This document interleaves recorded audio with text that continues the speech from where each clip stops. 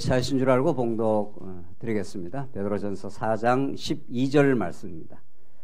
사랑하는 자들아, 너희를 연단하려고 오는 불시험을 이상한 일 당하는 것 같이 이상히 여기지 말고 오히려 너희가 그리스도의 고난에 참여하는 것으로 즐거워하라. 이는 그의 영광을 나타내실 때에 너희로 즐거워하고 기뻐하게 하려 함이라. 너희가 그리스도의 이름으로 치욕을 당하면 복 있는 자로다. 영광의 영 곧 하나님의 영이 너희 위에 계심이라. 우선 14절까지 봉독드렸습니다. 오늘은 지금 베드로전서에 개진되는 우리는 결코 세상에서 들을 수 없는 하늘의 복음 진리를 우리가 상고하고 있습니다. 우리가 지금 이제 베드로전서 전체적인 마무리 단계로 지금 우리가 가고 있는데 이미 여러 시간 확인한 대로 하나님께서 우리를 이 세속의 가치가 넘실대는 이런 죄악 세상 가운데 우리를 나게 하시고 그런 세상 죄악 세상에 우리를 살게 하시는데 우리 스스로가 이미 태어날 때부터 이제 죄인의 몸에서 잉태하여 죄 중에 우리가 출생하기 때문에 머리끝에서 발끝까지 하늘의 그 진리의 말씀과 하나님의 영광보다는 철저하게 자기중심적인 존재, 자신의 영광, 자신의 의에 완전히 사로잡혀 우리가 태어납니다. 우리 본질적인 우리의 그 본성이 그럴 뿐 아니라 이 세상 자체가 그것을 그런 세속주의적 가치로 꽉 들어찬 세상에 우리를 던져져 있기 때문에 우리는 하시라도 그게 영합하고 또 그것과 잘 이렇게 세상과 친화적으로 살게 되어 있습니다.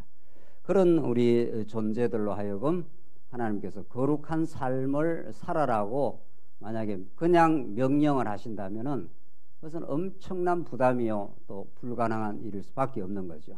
그러나 베드로전서의 전체적인 메시지와 이 복음의 그 깊이는 우리가 결코 스스로 만들어낼 수 없는 거룩한 생활, 하나님을 닮아가고 하나님의 그 뜻을 우리가 추구하며 교회를 조건 없이 섬기는 이 거룩한 생활은 타락했던 우리 가운데 찾아오신 예수 그리스도 사건과 그가 다시 부활 성천하여 보내신 거룩한 영이신 이른바 성령께서 우리 안에 찾아오셔서 만들어내는 놀라운 열매라는 것을 이 베드로전서가 강력하게 증거를 하고 있는 거죠. 아주 단순화시켜서 말한다면 불가능한 것을 가능하게 만드십니다. 이게 하나님의 그 계시의 원리인 거죠. 우리가 노력을 한다든가 우리가 예를 쓴다든가 우리가 어떤 무슨 수행과 고행을 잘 해서 만들어낼 수 있는 일이 결코 아니라는 거죠. 인간 편에서 노력과 시도로는 결코 불가능한 상황, 구약적으로 말하면 애굽에서 못 벗어납니다. 400년 종살이에서 또 때가 되어서 벗어날 그 기회가 왔지 않습니까? 그래도 끝까지 바로가 강팍해지기 때문에 또 그것도 배경에 하나님이 계시지 않습니까? 그렇기 때문에 애굽 종살이에서 열재앙으로도 그 무시무시한 그 재앙 아니었습니까? 암흑 여러 가지 온갖 엄청난 재앙이 쏟아지는데도 바로가 놓질 않습니다. 그 말이 무슨 말입니까? 죄악의 그 딱 포로가 되어 있으면은 옥중에 갇혀 있기 때문에 밖에서 열고 들어와야 됩니다. 우리가 안에서 몸부림쳐서 차고 나갈 수가 없는 그런 상황이라는 거죠. 그래서 우리가 조금이라도 거룩한 생활 참으로 감사하고 기뻐하고 우리 지체들을 조건 없이 대하고 이런 기쁨의 거룩한 생활은 우리 안에서 만드신 하나님의 사역이라는 거죠. 오늘 본문 말씀은 그러한 이 거룩한 생활의 마지막 결과인데 우리 지금 계속 확인했지 않습니까? 하나님이 요건을 만들어 주시고 실제 화하게 하고 그것이 우리의 이제 아름다운 열매로 이제 맺혀져 가는데 그 뚜렷한 징표가 이 거룩한 생활의 가장 그 뚜렷한 징표가 오늘 본문의 말씀에 따르면 우리 이제 4장 1절부터 우리 지난 시간에 확인한 건데 고난을 당하면서도 거룩한 봉사가 만들어진다는 겁니다. 세상에 이거는 굉장히 언밸런스라고 우리 확인했지 않습니까? 고난을 당하면 모든 인간은 고난, 다른 말로 말해서 고통을 싫어합니다. 또 그건 굉장히 괴로운 일입니다. 고난과 봉사는 그 어울리는 단어가 아닌 거죠. 우선 피상적으로 보기만 하면은 고난은 피하고 싶고, 고난은 고통스럽고, 고난은 우리를 위축되게 만들고, 고난은 우리를 좌절시키고, 이게 세상의 고난들입니다. 근데 전체 그 4장 1절로 우리 지난 시간 그 11절까지 그 맥락은 하나님께서 우리에게 고난을 주시되, 고난 속에서 우리로 하여금 이제 새로운 탈바꿈, 고난을 새롭게 해석하는 하나님의 뜻 가운데 예수 그리스도 사건을 통해서 주셨다는 겁니다. 그래서 고난에 대한 하늘적 해석이 이루어지는 겁니다. 고난은 그냥 고통스러운 걸로만 끝나는 게 아니라 그것이 그리스도로 가게 하고 하나님을 따라서 살게 만들어준다. 우리 지난 시간 그런 그 내용들 확인하면서 이제 성령께서 우리를 하여금 정신을 차리게 해서 기도하게 하고 선한 청지기로서 봉사의 삶으로 그렇게 인도한다. 이게 하나님이 우리 안에서 만들어내시는 거룩한 생활의 아름다운 열매라는 겁니다. 이게 어떻게 가능하냐는 거죠. 우리 이 자연적 육성으로, 자연인으로서는 결코 불가능한 일인데, 그게 알게 모르게 우리 안에서 물씬 이제 되어졌을 때 이건 정말 기적이요, 하나님이 함께 하심을 느낀다는 거죠. 그런데 오늘 그 계속 연장된 말씀인데 12절로 봉독드린 14절은 다시 보십시오.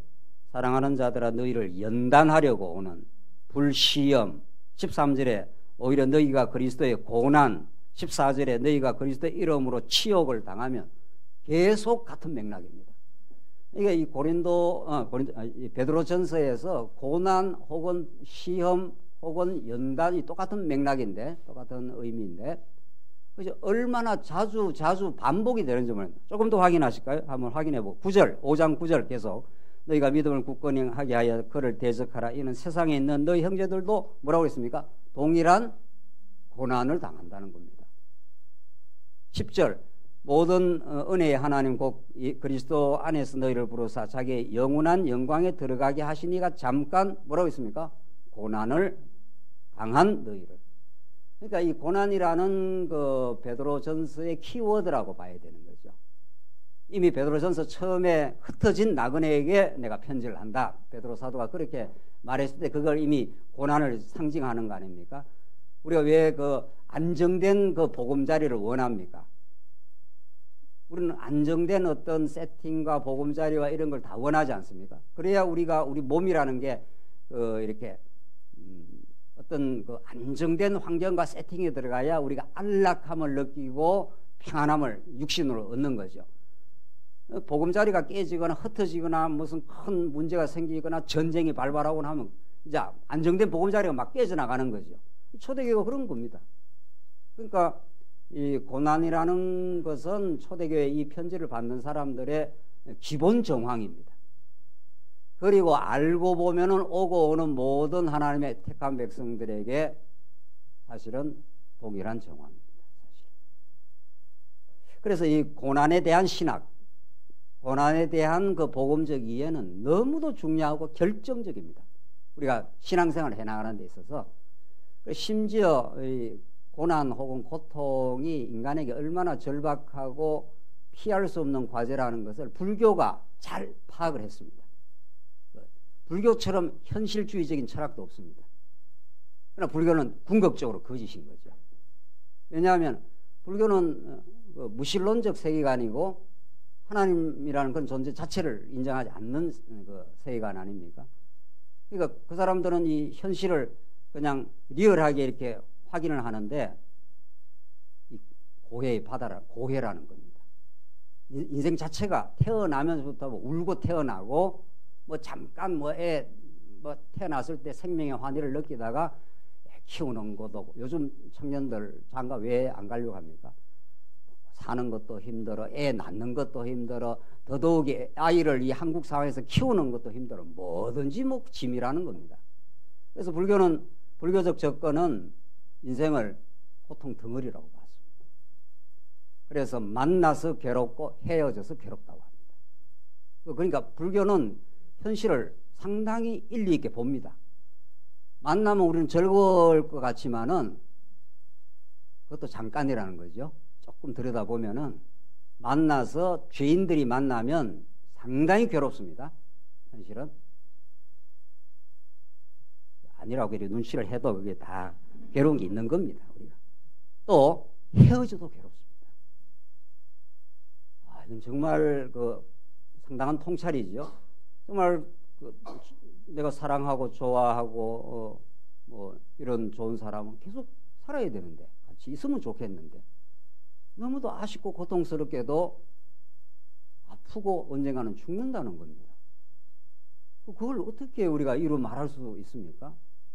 배우자의 죽음 같은 거는 당한 사람에게는 너무도 아쉬움과 큰 고난인 거죠.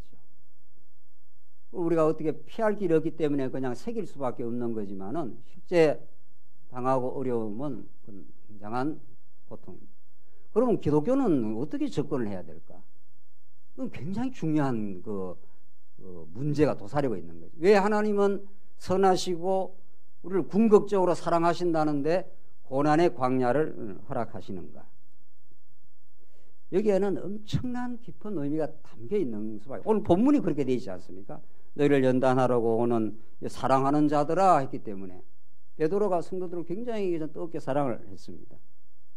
그런데 사랑하는 자들아 하면서 그 리얼한 고난의 세계를 딱 지금 직시하고 베드로는 지금 가르쳐주고 있는 겁니다. 너희를 연단하려고 오는 불시험을 이상한 일 당하는 것 같이 이상히 여기지 말고, 왜 우리가 예수를 믿는데 이렇게 불시험이 오나?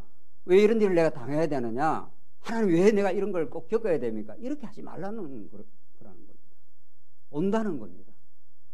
피할 길도 없이 다가오고 견뎌내야 하고 궁극적으로 그 의미를 터득해야 될 과제지, 피한다고 피해지는 것도 아니라, 지금 베드로가 지금 그렇게 말하지 않습니까? 이상한 일 당하는 것처럼, 안 당해야 될 걸 내가 겪는 것처럼 하나님 앞에 원망을 하거나 주변의 환경에다가 사람에다 하지 말라 이러면. 그런데 이렇게 뭐 받아들이라고 자꾸 강요한다고 받아들여지는 게 아닙니다. 알고 보면. 문제는 조금만 더 읽고 우리 해석을 하죠. 오히려 너희가 그리스도의 고난에 동참하는 것으로 즐거워하라 이렇게 되어 있습니다. 만약에 오늘 본문을 요것만 딱 읽고 진짜 계속해서 성도님들 고난이 있을 때 우리 즐거워하십시다 이러면 여러분들 지금 실제 고통을 겪는 사람들 느낌이 어떻습니까? 받아들이기 어렵습니다. 굉장한 어떤 육체적 고통을 겪고 있거나 경제적 고통도 심각한 겁니다. 사실은 실존적인 우리 존재에게는 굉장히 지금 먹고 사는 문제가 너무 고통스럽다든가 이럴 때 즐거워하라 그리스도 안에서 이러면 그걸 그냥 무슨 바보도 아니고 즐거워하자 해서 즐거워되는 게 아닙니다. 그 고난을 허락하시고 그것을 통해서 깨닫게 하시는 깊고 넓은 하나님의 복음의 뜻을 깨달아야 그걸 비로소 이제 피하거나 원망의 대상이 아니라 고난을 받아들여내는 내적 힘이 있어야 그걸 받아내고 그걸 진짜 의미 있게 받아들일 때 즐거워하게 되는 것이지. 우리 성도님들이 그 신방이나 어려운 성도 당할 때 가서 우리가 좀 실수하는 게 있지 않습니까? 막 지금 고통을 당한단 말이에요. 어떤 사람이. 하나님의 뜻이야. 그렇게 우리가 나가는 수가 있는 거죠. 굉장히 좀 실수를 하는 겁니다. 굉장히 고통스럽고 힘든 분한테는 그 하나님의 뜻입니다. 그 말이 틀렸다는 말이 아니라 그 마지막에 이렇게 위로를 하고 함께 아파하고 그분이 그 모든 과정을 이렇게 받아들이고 받아낼 수 있는 신앙의 그 신비로운 힘이 깨달아졌을 때 스스로가 이게 하나님께서 이런 의미를 가지고 내게 주셨구나 이렇게 받아들이게 되는 것이지, 자꾸 뭐 제3자가 마치 자기는 고난이 없으니까 괜찮아 하나님 뜻입니다 이렇게 한다고 해서 그게 받아들여지는 게 아닙니다. 성경에는 그걸 받아들이라고 자꾸 독촉하거나 강요하는 게 아니라 즐거워하는 자와 함께 즐거워하고 우는 자와 함께 울라 이렇게 되어 있습니다. 아프겠다고 힘들겠다고 이렇게 공감을 하라고 했지 그걸 답을 자꾸 주라고 한 적이 없습니다. 답은 같이 복음 안에 깨달고 있다면 복음을 나누어질 때 스스로가 하나님의 역사에 의해서 그 고통당하는 사람이 그걸 이렇게 터득하고 그 고통의 시간을 겪을 만큼 겪고 견딜 만큼 견디다가 터득하는 겁니다. 그거는 어떤 뭐 믿음의 대단한 대가가 있어서 고난이 왔는데 그걸 즉시 이렇게 즐거워하거나 이런 사람은 없는 겁니다. 오늘 본문도 잘 해석해야 되는 거죠. 그러니까. 자, 그러니까 하나님이 왜 언약이 하나님의 영원한 뜻인데, 하나님의 뜻인데, 언약을 하나님께서 반드시 이루시는데, 이걸 이루는 과정에 고난이라는 걸 허락하시는가? 이것을 하나님이 당신을 가르쳐 주시는, 궁극적으로 우리를 이 땅에 보내신 것은 하나님의 그 능력과 그 은혜가 얼마나 크고 위대하신 분인가를 알게 하려고 보내준 거지 않습니까? 그걸 알게 하기 위한 과정의 고난을 필수 학교로 만들어 놨다, 이런 뜻입니다. 우리가 지금 성경적으로 말을 하자면 피해 나갈 수 있는 학교가 아니라는 거예요. 광야 대학이라는 게. 그러니까 하나님을 계시하는, 당신을 계시하는 그 필연적인 요소라는 겁니다. 고난이라는 게. 너무도 우리 성경을 보면 하나님이 아브라함에게 약속해서 결국은 천국 같은, 하나님 나라 같은 가나안 땅을 줍니다. 나중에 역사를 지나서. 그런데 하나님 그걸 주기까지 애굽에 400년, 또 건져내 갖고도 열흘 기만 하면 갈 수 있는 길을 40년 광야를 통과하는 거죠. 그게 이제 필수적인 학교라는 거죠. 그래서 이 만사가 하나님의 계시의 방편인데, 그 중에 아주 중요한 방편 중에 핵심 방편이 고난이라는 겁니다. 이게 지금 하나님을 계시하겠다는 거 아닙니까? 하나님이 얼마나 위대하신 걸 계시하는데, 이 고난이라는 과정을 필수적으로 하나님이 하십니다. 자, 그러니까 자, 예를 한번 들어봅시다. 자, 고난의 반대가 뭡니까? 고난의 반대는 뭐 평안, 고난의 반대는 형통, 뭐 이런 거 아니겠어요? 이 고난의 반대 개념은 형통 혹은 뭐 평안. 근데 우리는 형통을 원하고 평안을 원하지 않습니까? 그런데 하나님은 고난과 평안을 둘 다 사용을 하신다는 겁니다. 당신을 지금 드러내시고 깨닫게 하실 때. 그래서 시편에 우리가 너무도 그 중요하게 생각하는 귀절 중에 하나가 빛과 어두움이 하나님께는 어떻다고 합니까? 일반이라. 그런 그 위대하고 놀라운 말씀이 있습니다. 그게 성경 전체를 이렇게 풀어가는 계시 원리입니다. 하나님께는, 우리에게는 어둠은 괴로운 것이고 빛이 좋은 거지만은, 좋다고 느껴지지만 우리 피조 인생이라, 하나님 편에서는 당신을 이렇게 드러내실 때는 빛과 어둠, 고통과 치유, 죄와 은혜, 아버지 집과 돼지우리, 이거 다 반대죠. 다 상대적이고 반대 아닙니까? 아버지 집은 너무도 풍족하고 좋은 것이고, 돼지우리는 어떤 것입니까? 돼지우리를 안 가보시가 잘 모르시는 모양인데, 유대 사회에서 돼지우리는 가장 비참한 곳입니다. 돼지라는 것은 유대인들에게는 가장 저주스러운 안 좋은 짐승 아닙니까? 돼지우리라는 건 가장 비참하고 가장 고통스러운 곳입니다. 거기에서 내가 줄여 죽는구나 했기 때문에 탕자가, 아버지 집과 돼지우리는 가장 대조적이고 극단적인 반대 현상이죠. 그런데 하나님은 당신을 가르쳐 주기 위해서는 아버지 집도 필요하지만 뭐도 필요했습니까? 돼지우리가 필요합니다.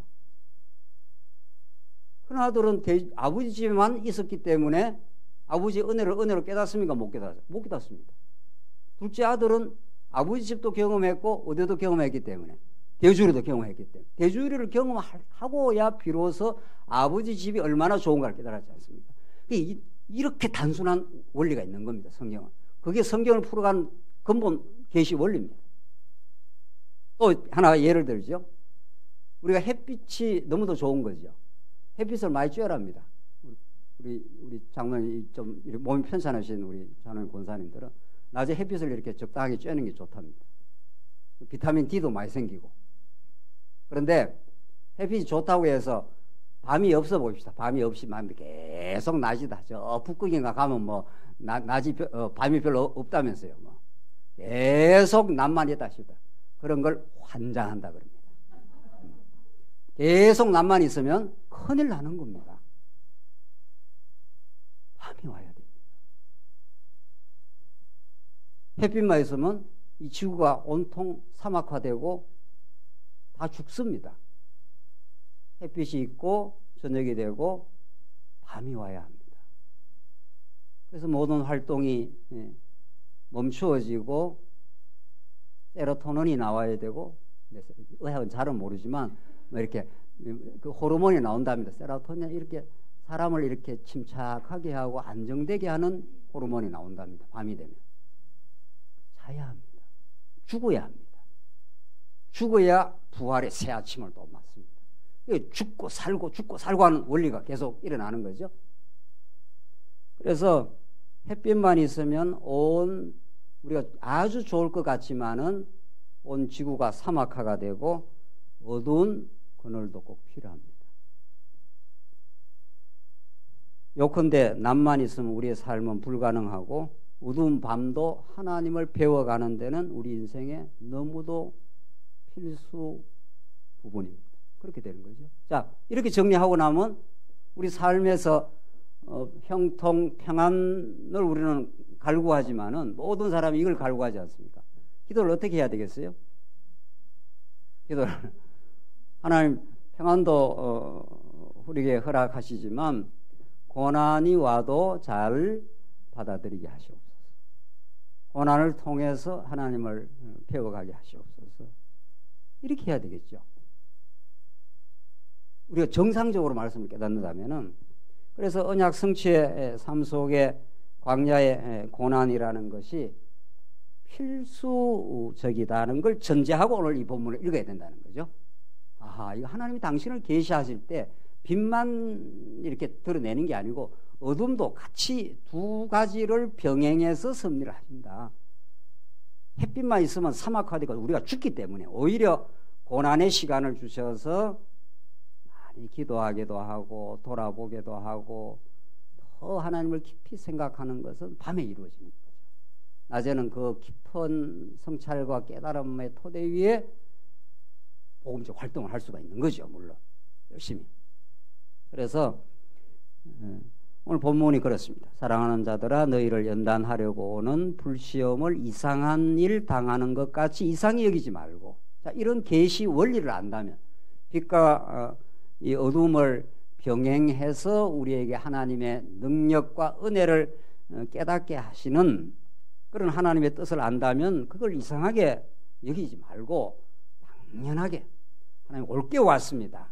이걸 통해서 하나님을 더 바라보게 하시옵소서. 이렇게 하라는 거죠. 13절. 오히려 너희가 그리스도의 고난에 참여하는 것으로 즐거워하라. 이제 이런 걸 터득하면, 이게 이 어두움이 왔을 때, 고통이 왔을 때 이것이야말로 그 하나님을 의지하는 골든 찬스다. 이걸 깨달을 때라야 그거 영적 즐거움이 생길 수 있다는 거죠. 고난 중에도 이렇게 되는 거죠. 이는 그의 영광을 나타내실 때 너희로 즐거워하고 기뻐하게 하려 함이라. 이 고난은 그 자체로는 굉장히 고통스러운 거지만은 그걸 통과하고 나면 우리의 옛사람을 많이 쳐내고 내 뜻대로 하고자 하는 내 옛 자아가 도사리고 있지 않습니까? 장로님들하고 식사할 때도 그랬는데 이 옛사람이라는 거는 우리가 천국 갈 때까지 딱 도사리고 있는 겁니다. 그러니까 말씀이 우리의 속사람을 강력하게 만들어주면, 우리가 육신의 비유를 말한다면 면역력을 강하게 만들어주면은 그 밑에 육신의 소욕, 암 덩어리가 발동을 못합니다. 이게 암적 존재 아닙니까? 이게 시기, 원망, 질투, 탐욕, 이게 우리 인생을 힘들게 하는 암적 존재인데 하나님 말씀이 강력하게 우리를 붙들어주면은 저게 발동을 못합니다. 그럼 말씀을 안 듣거나 말씀을 멀리하거나 기도하는 마음에서 멀어지면 저게 언제든지 발동을 하는 거죠. 그래서 정말 그것을 쳐내고 제어하고 처복종시키는 말씀과 그런 교회 생활의 건강함, 이것이 우리를 하여금 고난이 왔을 때 고난에 대한 재해석을 하게 된다는 거죠. 이게 이상한 일이 내가 닥친 게 아니구나. 이게 어떤 사람 때문에 꼭 이게 온 게 아니구나. 주변에 어떤 환경이나 어려운 물질에 혹은 사람 때문에 어떤 일이 왔다 하더라도 더 뒤에 하나님의 손길과 뜻이 있었구나. 이런 걸 받아들이게 될 때 영적인 기쁨이 생긴다는 겁니다. 이거는 육체의 기쁨하고는 전혀 다른 거죠. 이거는 영적 소욕이 생긴다는 거예요. 그러니까 똑같은 사태가 있어도 그걸 새롭게 바라보는 눈이 생긴 거죠.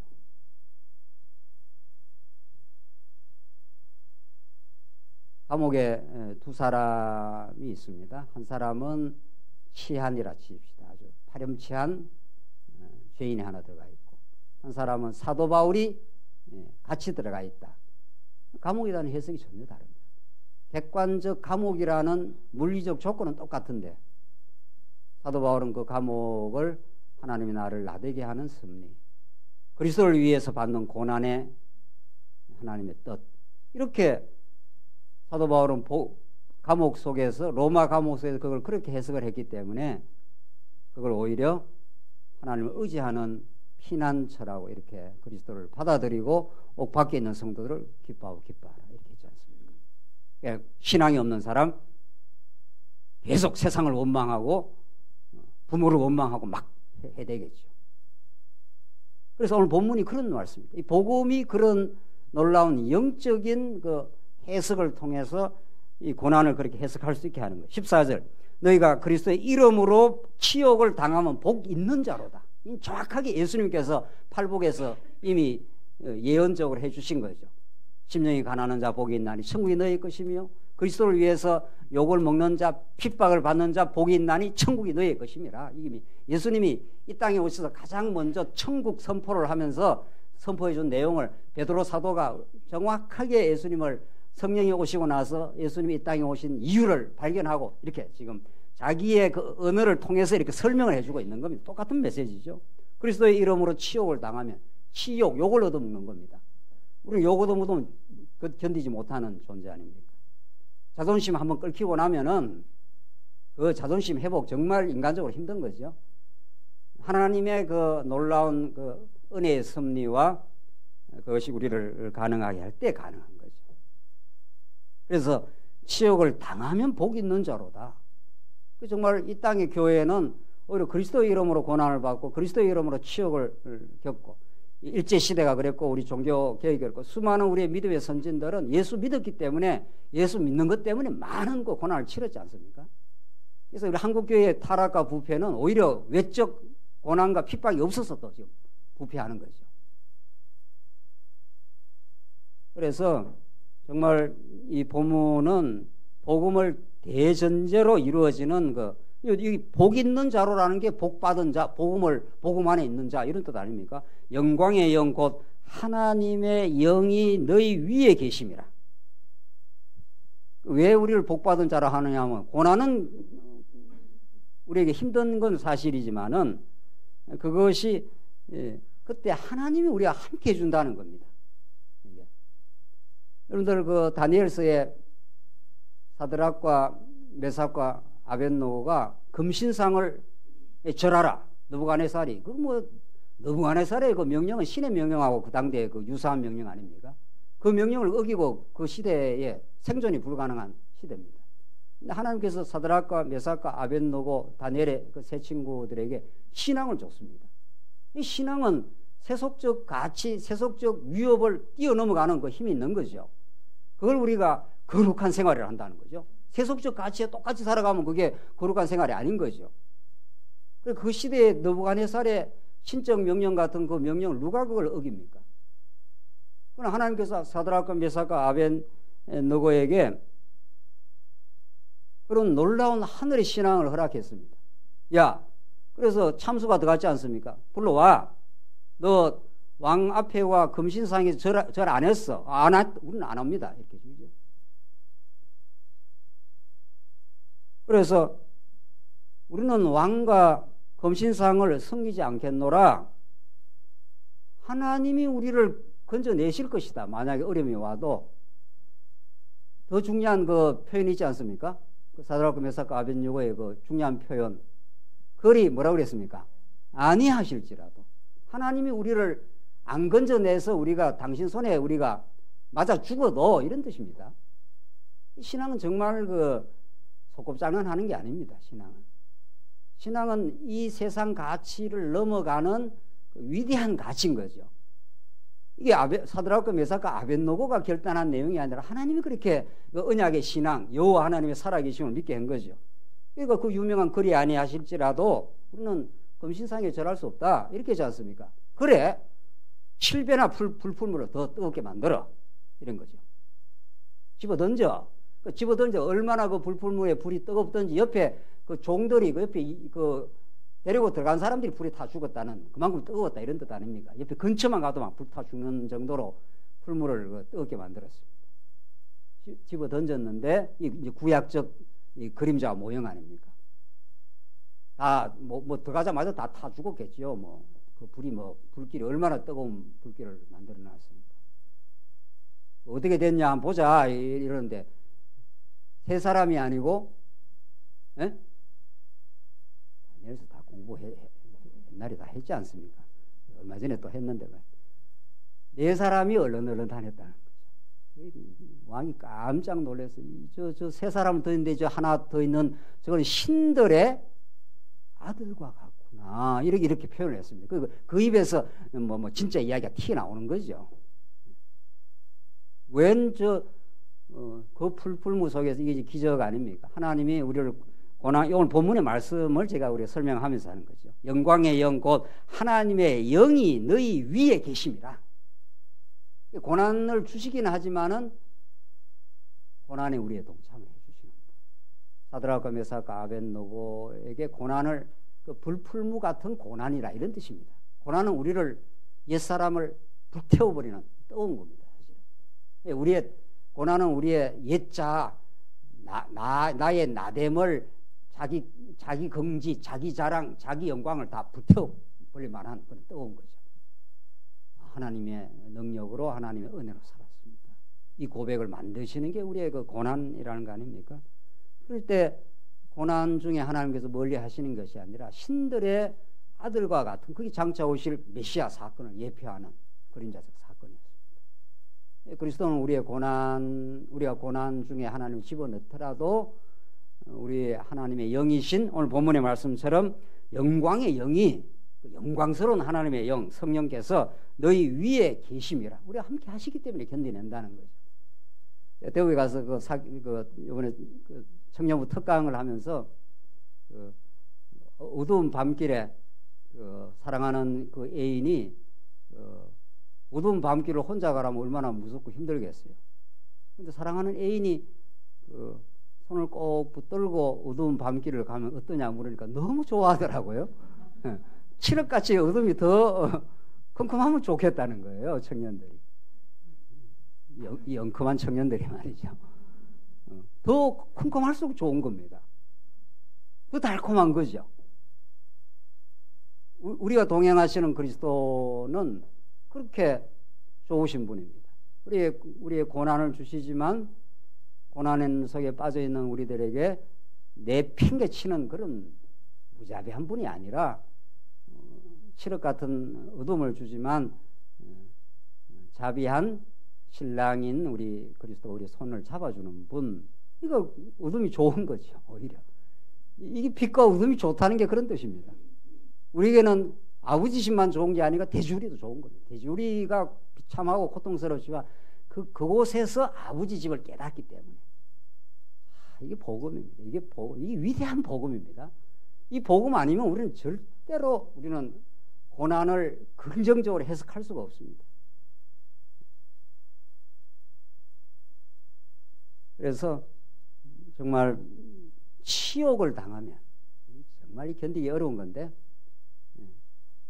복 있는 자라고 성경이 그렇게 선언을 해주고 또 그렇게 우리의 성령을 주셔서 고통 중에 하나님 우리 함께 하시는 거죠. 15절부터 19절까지는 이제 고난을 받아 영광을 돌리게 된다는 겁니다. 우리 지금 이야기한 그 결론인데 고난을 받게 되면은 하나님께 가지 않을 수가 없고 그 하나님 안에서 우리가 하나님 우리를 안아주시고 우리 가운데 기도하신 대로 우리 권사님이 우리를 보호해 주시고 쓰다듬어 주시고 또 고난받은 우리에게 위로를 해 주시기 때문에 그 하나님께 영광을 돌리게 된다는 겁니다. 그리고 마침내 우리의 영혼을 그분께 부탁을 하게 된다는 겁니다. 고난은 우리 스스로 이길 수가 없기 때문에 우리 힘으로는 이겨낼 수 없기 때문에 그분께 온전히 의탁을 한다. 오늘 결론 한번 보십시다. 19절 결론부터 보고 하나님의 뜻대로 고난을 받는 자들은 또한 선을 행하는 가운데 그 영혼을 미쁘신 창조주께 뭐라고 그랬습니까? 의탁할지어다. 의탁이라는 게 뭡니까? 완전히 거기에 이렇게 맡긴다는 뜻입니다. 내한테 힘을 완전히 제로로 만들고 무한대로 우리를 붙들고 사랑하시고 위로하시는 그분께 완전히 몸을 의탁한 상태입니다.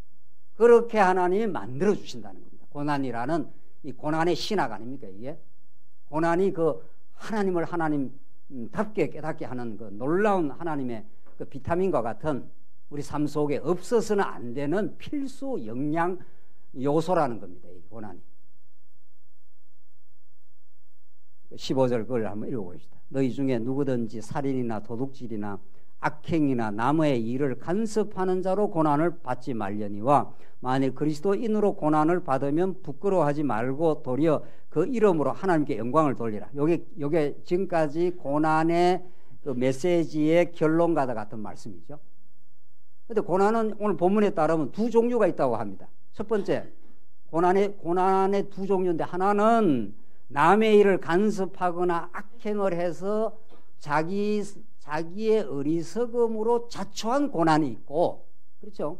두 번째 고난은 16절에 그리스도인으로서 하나님을 믿고 복음과 함께 살고 복음을 위해서 정말 살다가 받는 고난, 이 종류가 두 종류가 있다는 거죠. 그러니까 전자, 그 15절에 있는 살인, 도둑질, 악행, 남의 일 간섭 이런 걸로 고난을 받는 것은 자기의 어리석음 때문에 생긴 거니까 자기의 어리석음을 빨리 돌아봐야 되지, 자기가 악행과 잘못을 해서 뭐 예컨대 뭐 감옥을 갔다라든가 어려움을 왔을 때 뭐 그게 뭐 하나님께 영광을 돌릴 일은 아닌 거죠. 자기가 이거는 어리석은 죄악 때문에 미숙해서 생길 일이구나 그렇게 깨달으라는 거고, 근데 16절에 진짜 이게 신앙인으로서 받는 신앙적 삶을 살다가 받는 고난인 거죠. 그래서 16절 만일 그리스도인으로 고난을 받으면 부끄러워하지 말고, 부끄러워할 일이 아니다는 거죠. 고난이라는 걸 여러 가지 측면에서 우리 질병으로, 가난으로, 그 인간 간의 갈등으로 여러 차원의 고난이 있을 수 있는 거죠. 자신의 의가 무너져 나가는 어떤 그런 일들로, 그때 부끄러워할 일이 아니라 오히려 그것을 통해서 자신을 발견하고 도리어 그 이름으로 하나님께 영광을 돌리라 이렇게 돼 있죠. 자, 그래서 정리를 하자면은 이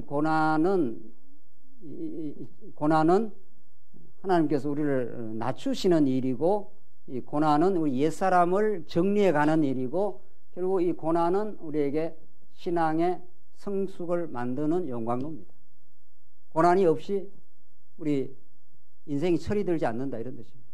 한마디로 쉽게 이야기하면 고난을 우리가 40평생, 50평생, 60평생, 이렇게 70평생 많은 하나님께서 우리 예수 믿는 사람에게 고난을 자꾸 허락을 하십니다.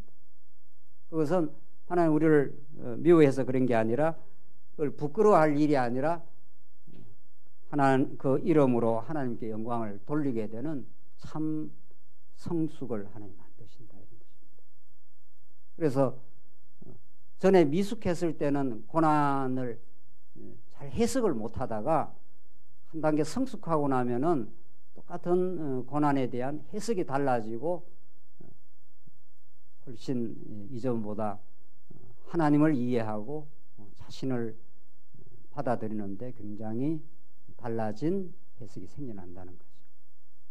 그래서 어린아이들은 그저 편한 거, 형통한 걸 찾지만 세상을 많이 살고 신앙생활을 오래 하면 할수록 고난을 두려워하지 않게 되고 고난을 받아들이는 해석력이 생긴 거죠. 그 차이뿐입니다, 사실은. 결국은 우리 신앙을 하나님께서 테스트하는 시금석, 우리 신앙이 단단해졌는지 안 단단해졌는지는 우리 삶의 고난과 고통을 어떻게 해석하느냐에 달려있다고 해도 과언이 아닌 거죠. 삶은 우리 피할 길 없는 광야길을 겪게 하기 때문에 여기 가면 불뱀과 정갈이 튀어나오고 대적들이 도사리고 있고 내가 공돈으로 이 물을 마시지 않고 다 준다. 길을 좀 열어달라. 안 열어줍니다. 모압과 암몬, 에돔 이런 족속들이. 그러니까 이스라엘 백성들이 그 때학빛에 또 길을 돌아가야 됩니다. 그러니까 가는 곳곳마다 그런 것들이 도사리고 있습니다. 하나님께서 그런 고난을 자꾸 이렇게 겪게 하는 것은 그리스도인으로 고난을 받으면 부끄러워하지 말고 도리어 그 이름으로 하나님께 영광을 돌리라 하는 성숙을 하나님 만드는 이 성숙이라는 이 기묘하고 복된 아름다운 열매를 하나님이 이게 거룩한 생활의 뭡니까? 이게 결과입니다. 이게 고난을 당하며 우리의 신앙이 성숙해지고 우리 다른 지체의 고난을 그때라야 깊이 이해하게 됩니다. 자기 스스로도 그 고난을 받아보고 심각하게 고난 앞에서 절규하고 자기 한계에 다쳐서 고난이 오면은 잘 못 견디지 않습니까? 절규하고 고통스러워하고 그래서 하나님께 기도하고 그 시간을 이렇게 많이 느끼면서 그 고난이 내면화된 사람, 신앙적으로 드디어 그걸 수용하게 된 사람이라야 다른 지체의 고난에 공감을 할 수가 있습니다. 이거는 하나님이 고난을 통해서 만들어내는 너무도 아름다운 열매 중의 열매입니다. 성도들 한번 돌아보십시오.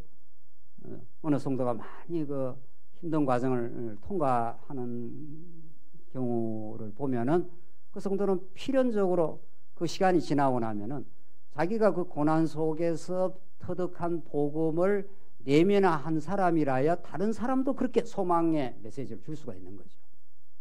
또 그 고난에 공감을 할 수가 있는 거죠. 그래서 여러분과 저에게 지나온 삶의 고난들, 고통들은 결코 부정적이지 않습니다.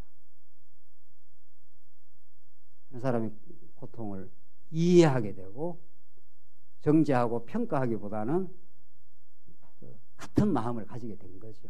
그래서 로마서에서 즐거워하는 자와 즐거워하고 우는 자와 뭐라 했습니까? 함께 울라.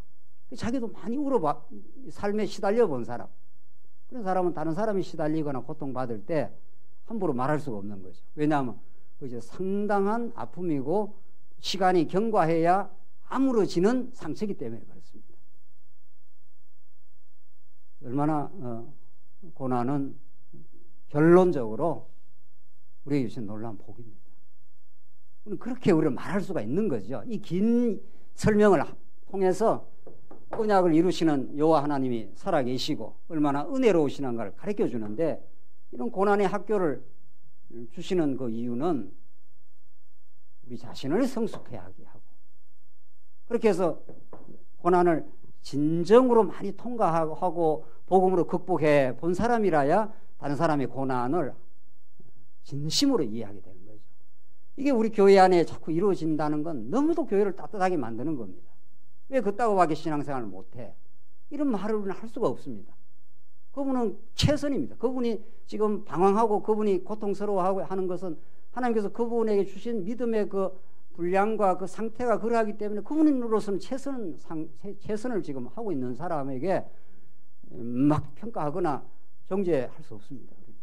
오히려 이해하고 고통을 치르는 성도의 곁에 있어주고 기도해주고, 그분도 말씀을 다시 듣고 하면은 반드시 하나님 택한 백성은 무의미한 고통이 없기 때문에 그걸 시간이 지나서 아물고 단단해지면 그 지나온 그 어려움들을 아주 긍정적으로 소화해냅니다.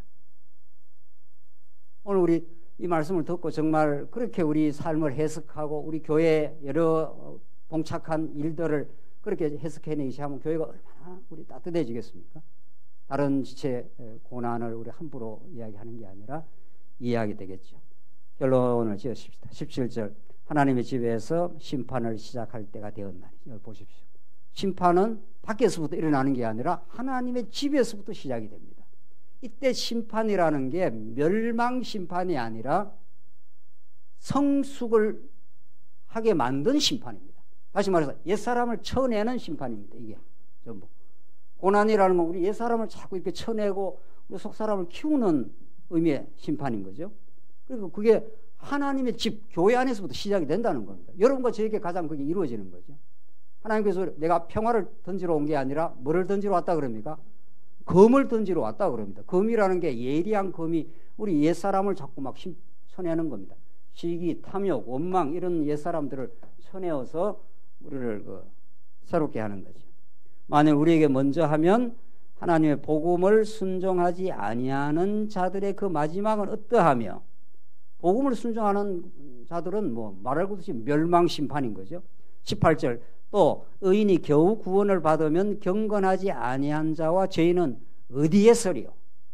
이 불택자, 불신앙자들은 하나님께서 가차없이 멸망심판으로, 구약식으로 말하면 느부갓네살, 아수르 이건 다 하나님께서 신원하시는 날에 그들을 쳐버린다. 남쪽 유다도 친 거 아니에요. 그렇죠? 심판은 그 죄값대로 치는 그 모습 아닙니까? 근데 남쪽 유다는 치긴 했지만은 회복을 시켜준다는 거죠. 그러나 아수르, 바벨론 이런 기타 등등등등 애굽은 다 쳐버리고 그냥 멸망으로 끝내버린 거죠. 오늘 신약적 설명이 그렇습니다. 오늘 본문이 19절 그러므로 하나님의 뜻대로 고난을 받는 자들은 또한 선을 행하는 가운데 그 영혼을 미쁘신 창조주께 의탁할지어다.